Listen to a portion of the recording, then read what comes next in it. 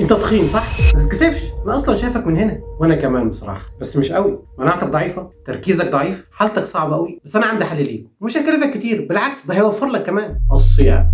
عاوز اقول لك انك كل ما تتعمق اكتر في موضوع الصيام ده هتكتشف فوائد كتيره جدا. في سنه 2016 كان في عالم ياباني اخذ جائزه نوبل في الطب لانه اكتشف ان الصيام من 12 ل 72 ساعه في اليوم بيقي من امراض كتير وبيحفز من عمليه الاوتوفاج اللي هي الالتهام الذاتي. ببساطه كده العمليه دي بتحصل بصفه دوريه. انت عندك خلايا عجزت، مريضه، خلايا سرطانيه، او حتى هرمونات ادت وظيفتها خلاص وخلصت، فالجسم بياخد الحاجات اللي مالهاش لازمه دي خالص ويتخلص منها بانه يوديها لنوع معين من الخلايا، بتاخدها تنهيها خالص وتدوبها وتخلص منها زي المحرقه. طب ايه علاقه الكلام ده بالصيام؟ ركز معايا كده، ما انا قلت لك دي زي المحرقه، والمحرقه طبيعي يطلع منها ايه؟ طاقه. طب والطاقه دي بتحتاجها امتى؟ طبيعي لما تقل عندك. والصيام بيعمل ايه؟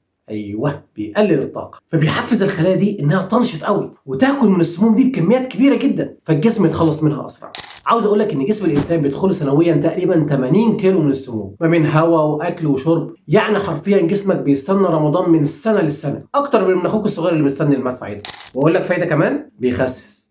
والله الصيام بيخسس. دلوقتي الجسم بيحتاج طاقه باستمرار، الطاقه دي بيجيبها منين؟ من الاكل. طيب لو خلص الاكل ده بياخده من مخزون الطاقه اللي عندك. ببساطه انت بتاكل الاكل ده بيتحول لجلوكوز وبيتخزن في الكبد. اول ما تصوم 4-5 ساعات المخزون ده كله بيخلص. طب الجسم يجيب طاقه منين؟ بيجيبها من المخازن اللي مليانه دهون، بيبدا يكسر فيها فبتخس.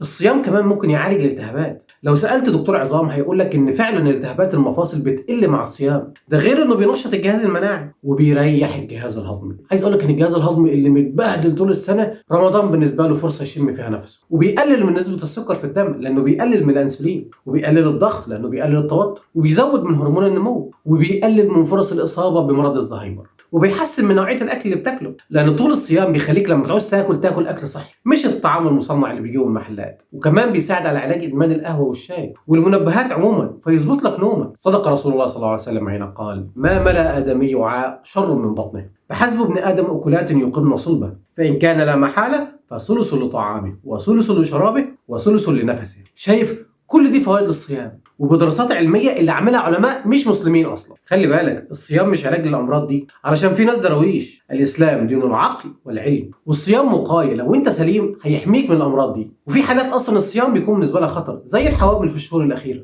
والمرضى بامراض خطيره زي السرطان والفشل الكلوي، واللي عنده امراض نفسيه اللي بيحتاج ياخد جرعات ادويه في فترات محدده. لو اتاخرت الجرعه هيتعب كتير، ومريض السكر اللي سكره مش متظبط. فالحكم هنا للطبيب المسلم عشان يشوف ان الحاله دي تقدر تصوم ولا لا. حلو كده؟ اقول لك بقى انسى الكلام ده كله، الصيام ملوش اي فايده. الصيام مضر يا سيدي، وهيتعبك وهتتبهدل وهيوخمك خالص، وهيقلل من قدرتك على الانتاج، وحالتك هتبقى كرب واكتئاب. والدراسات العلميه كلها اثبتت ان الصيام غير مفيد وضار جدا بالجسم. دلوقتي بقى هتصوم ولا لا؟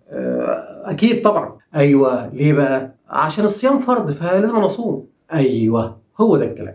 احنا لو افترضنا ان فعلا الصيام مضر رغم ان ده غلط، فاحنا مش بنحتاج اسباب عشان ننفذ كلام ربنا. ربنا سبحانه وتعالى امرنا بحاجه فلازم نقول سمع وطاعه، حتى لو عقلنا قال لنا انها غلط او نفسيا مش مرتاحين. فالعبادات لا تعلق. لازم يكون عندك قاعده ان الاوامر الربانيه لا يجوز للعبد التعليق عليها. فالصيام فرض. قال تعالى: يا أيها الذين آمنوا كتب عليكم الصيام كما كتب على الذين من قبلكم لعلكم تتقون. هنا في أمر رباني بالصيام، فساعتها نقول سمعنا يا رب. كمان في حاجة مهمة، احنا لازم لما نعمل عبادة تكون نيتنا لله. احنا دلوقتي العالم كله بيتكلم عن الصيام كأنه وسيلة صحية سليمة. تخيل انك تصوم عشان خاطر صحتك وتفقد الثواب. انت عارف ربنا فرض الصيام علينا ليه؟ ما هو من الآية لعلكم تتقون، علشان توصل للتقوى. فلو عايز تشوف نتيجة لقبول صيامك في رمضان، شوف أحوالك مع التقوى هتكون ايه بعد كده. طب هي ايه التقوى دي؟ يعني تخاف ربنا في السر والعلن، تتكسف انك تعصيه حتى لو محدش شايفك، ما ربنا شايفك. طبعا كلنا بشر وكلنا بنغلط، بس لو انت بتغلط 1000 ذنب، لو بعد رمضان بقوا 999 ذنب، ده حاجة كويسة. الصيام مع ربنا سبحانه وتعالى بينقلك في حتة تانية. قال رسول الله صلى الله عليه وسلم: إذا كان أول ليلة من رمضان صفدت الشياطين ومرضت الجن وغلقت أبواب النار فلم تفتح منها بابا وفتحت أبواب الجنة فلم يغلق منها بابا وينادى منادي: يا باغي الخير أقبل ويا باغي الشر أقصر ولله عتقاء من النار وذلك كل ليلة. أهو البعبع الكبير اللي وجع دماغك طول السنة اتكلبش وبعد عنك وبقيت لوحدك. اشتغل بقى عبادات وصلاة وذكر وقيام ليل. وكمان رمضان مش زي أي شهر في الثواب، ده كل حاجة ثوابها مضاعف. الفريضة ب70 فريضة، والسنة بفريضة، وكل ليلة في عتقاء من النار، ده غير ليلة القدر. اللي هي خير من 1000 شهر. يعني انك تقعد تعبد ربنا 80 سنة متواصل، الليلة ديت افضل منهم. انت عارف ده عامل زي ايه؟ ان في مول كبير فيه كل حاجة، اكل وشرب وهدوم ولبس وذهب. ففي يوم صاحب المول ده عمل اعلان وقال يا جماعة اللي عايز ياخد حاجة ياخدها ببلاش. ومش كده وبس، ده اللي هياخد حاجة هديله عليها كذا حاجة هدية. شوف احساسك ساعتها عامل ازاي. اهو ده رمضان بالظبط، بضاعة ببلاش من غير مجهود. ما الشيطان متسلسل، وهدايا كتير اللي هو الثواب المضاعف. ففعلا صدق رسول الله صلى الله عليه وسلم حين قال رغم أنف رجل دخل عليه رمضان ولم يغفر له. كان عنده حق، انت مضيع كنز كبير عليك، بيجي مرة واحدة بس في السنة. انت عارف الصحابة كانوا يفضلوا يودعوا رمضان 5 شهور قدام، يدعوا ربنا يا رب تقبل منا رمضان، ويبدأوا يستقبلوا رمضان اللي بعديه 6 شهور قبليه، ويدعوا ربنا اللهم بلغنا رمضان. طب انا برضو بكون مقصر في رمضان، مش عارف اعمل ايه. اقول لك ما هو ابليس عارف كل ده، عارف ثواب الشهر ده عامل ازاي، وعارف كمان انه هيتسلسل. هيسكت؟ لا، ده بيجتهد اكتر ما عنده في شهر شعبان، انه يبهدلك في الذنوب والمعاصي ويسلط عليك شياطين الانس في رمضان. اوعوا تسيبوه. افلام، مسلسلات، اعلانات، برامج، وكلها حاجات تحرك الغرايز والشهوات وتلهيك عن العبادات. بص تلاقي الشهر خلص ورمضان انتهى وانت ما لحقتش تعمل حاجه. يا نهار ابيض، ده انا حتى ما اعرفش انتظم في الصلاه والمصحف انا ما ختمتوش. ما انت سبت نفسك لشياطين الانس وما ظبطتش نفسك. النفس وما ادراك ما النفس. النفس دي بقى معاك طول السنه وكمان في رمضان عايشه معاك، يا تكون عون ليك وترشدك للطاعه، يا تكون خنجر في ظهرك وتبهدلك وتكون سبب دخولك النار. طب اعمل ايه مع النفس دي؟ بص يا سيدي، النفس دي لها كذا شخصيه، على حسب ما بتديهولها هي بتديك. في النفس الاماره بالسوء، ودي اسوأ حاجه، تفضل نفسك ليل نهار تامرك بالمعاصي وتبعدك عن الطاعات، تعمل الذنب ومش فارق معاك خالص، ولا زعلان ولا حتى في دماغك. وفي النفس اللوامه، دي بقى بتعمل ذنوب برضه، بس كل شويه تقول لك حرام عليك، مش كفايه كده يا عم، طيع ربنا، ضيعش الفرض اللي عليك، اتق الله. وفي بقى النفس المطمئنه، دي بقى النفس اللي تامرك بالطاعه والاحسان، هي اللي بتمنعك عن الذنوب وبتأمرك بالطاعات. فدي احسن نفس فيهم، بتأمرك انك تعمل الخير وكمان من غير مجهود ولا احساس بالهم. الحاجه مش تقيله عليك، بالعكس دي بتريحك. من نفسك كده بتصلي الفرض فرضه، من نفسك كده بتبعد عن الذنوب. تخيل الذنوب والشهوات اللي لذتها جامده خالص عند العصاه انت مش بتحبها نهائي، بالعكس بتقرف منها وتتضايق. شفت الجمال؟ اهو رمضان ده فرصه كبيره انك تحول نفسك من اماره بالسوء للوامه ثم نفس مطمئنه. طب اعمل كده ازاي يعني؟ ايوه، خد نفس عميق بس مش شيشه وركز معايا. اول حاجه الصيام. طب ما انا صايم. لا، انا عايزك تصوم صح. قال رسول الله صلى الله عليه وسلم اذا كان يوم صوم احدكم فلا يرفث ولا يصخب، فان سابه احد او قاتله فليقل اني امرؤ صائم. شفت ازاي بقى؟ كلنا في رمضان بنعمل عبادات، قليل قوي اللي مش بيعمل ذنوب. تسمع مسلسلات ولا لا؟ بتتفرج على اغاني ولا لا؟ بتشوف برامج تافهه ولا لا؟ قاعد على موبايلك بتشوف المقاطع اللي ملهاش لازمه غير انها تحرك غرايزك. انت عارف انت بتعمل ايه؟ انت بتضيع احلى سوق. فاكر مثال المول اللي قلت لك عليه من شويه؟ اهو انت المول مفتوح وانت قاعد بره عمال بتلعب لحد ما العرض خلاص هيخلص. الحق نفسك وادخل المول واستفيد بالعرض. الله اعلم العرض الجاي هتكون عايش ولا لا. قال رسول الله صلى الله عليه وسلم الصيام جنه، يعني وقايه، هيحميك من نفسك ومن الشيطان. تاني حاجه الانسان عباره عن شهوه ونفس وروح. شوف انت لو هتغذي الروح هتتحكم في الشهوه والنفس. الشهوه اللي كلها غرائز وبتحولك اقرب للحيوان، والنفس اللي كلها امراض، تسلط وغضب وكراهيه وعصبيه، والروح تسمو لله سبحانه وتعالى. فانت لما تغذي الروح بالعبادات والصلاه والصيام، انت مش بس بتعلى بروحك، لا ده انت كمان بتحكم في شهواتك وفي نفسك.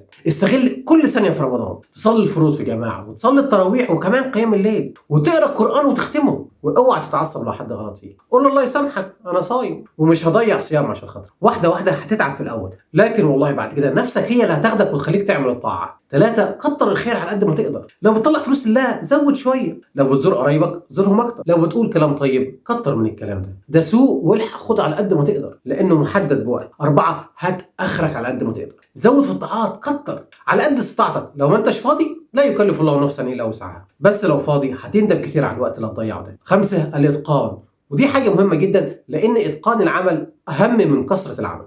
يعني فرحتي صليت 1000 ركعه بس ولا ركعه فيهم حسيت بخشوع، قريت المصحف 7 مرات بس ولا مره بتدبر. لا، صلي ركعه ولا 2 بس استشعر قوه ربنا سبحانه وتعالى في قلبك. اقرا صفحه بس في اليوم بس بتدبر. خلي شهر رمضان هو الشهر اللي بتطلع فيه حاجه نظيفه، شغل فنادق يعني. والاتقان ده مش بس في الطاعات، لا ده في كل حاجه، في الشغل، في البيت. ما هو كل ده بتاخد عليه ثواب، لما تعمله صح ثوابك بيكون عظيم. 6 النوايا. مش قلنا ان اتقانك للعمل بتاخد عليه ثواب؟ بحاجه بسيطه جدا، استحضر النيه لله. تقول يا رب انا شغال علشان خاطر اوكل مراتي وعيالي. وانت يا ست الكل بتعملي الاكل قول يا رب انا بعمل الاكل ده عشان اوكل جوزي وعيالي وجوزي يرضى عني. حتى وانتوا بتاكلوا قول يا رب احنا بناكل عشان نقوى نقدر نعبدك. كتروا النوايا في رمضان، ده حاجه ببلاش كده. ما انت كده كده رايح الشغل وانت كده كده هتعملي اكل وكده كده هتاكلوا، فبالمره خدوا حسنات كتيره وانتوا بتعملوا الحاجات دي. 7 الاعمال الموازيه.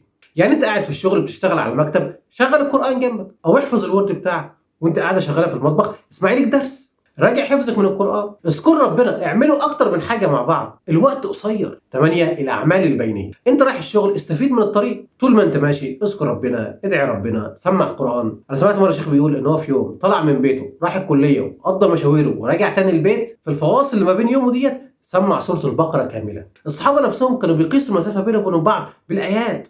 يعني كان في صحابي بيقول انا صاحبي اللي هناك ده بينه وبينه 100 ايه. مره واحد الرسول عليه الصلاه والسلام بيقول له بين الاذان والاقامه قد ايه؟ قال له يا رسول الله 50 ايه. شفت الناس دي بتستغل كل ثانيه في حياتها. اوقات كتير بتعدي علينا من غير استفاده. انت متخيل انك لما تمسك الموبايل وتقعد تفر فيه ده بيضيع عليك ممكن بالساعات؟ انت اولى بالوقت ده. 9 انوانيات لا حصر لها، لحاجات مش معاك دلوقتي ولا تقدر تعملها. يعني مثلا اقول يا رب لو اديتني مليار جنيه هطلع 999 مليون منهم لله، بس تكون صادق في نيتك انك فعلا لو حصل لك كده هتعمل كده، ساعتها هتاخد الثواب كامل حتى لو ما عملتش. حديث الرسول عليه الصلاه والسلام انه من طلب الشهاده بصدق بلغه الله مراتب الشهداء ولو مات على فراشه. الفكره في النيه الصادقه، انه كل حاجه حتى لو عارف انها مش هتحصل، بس انها لو حصلت هتعمل لله، ساعتها هتاخد الثواب كامل.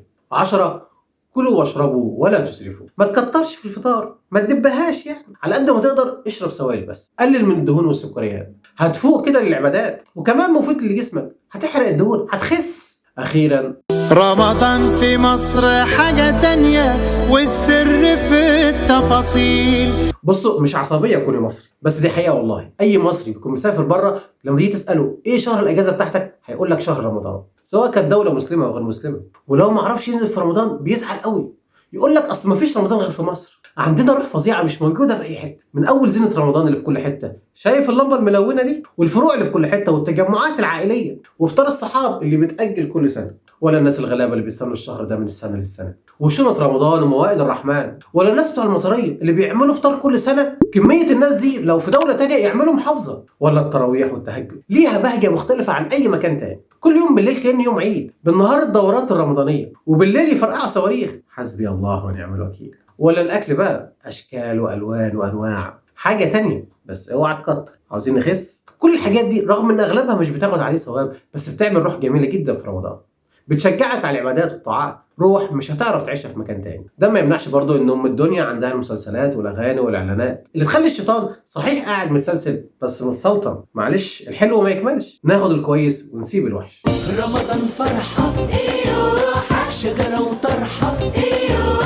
في النهايه لو انت فرحان برمضان من الخير اللي فيه سواء في الدنيا او في الاخره، ما تنساش اخواتك في القطاع، كن معاهم باي حاجه ولو حتى بالدعاء. الناس دي متبهدله ونفسهم يحسوا بفرحه زيك. وعلى فكره الناس دي بيحبونا قوي، اللهم تقبل منا رمضان. اللهم صل وسلم على سيدنا محمد. انا كده خلصت، سلام عليكم.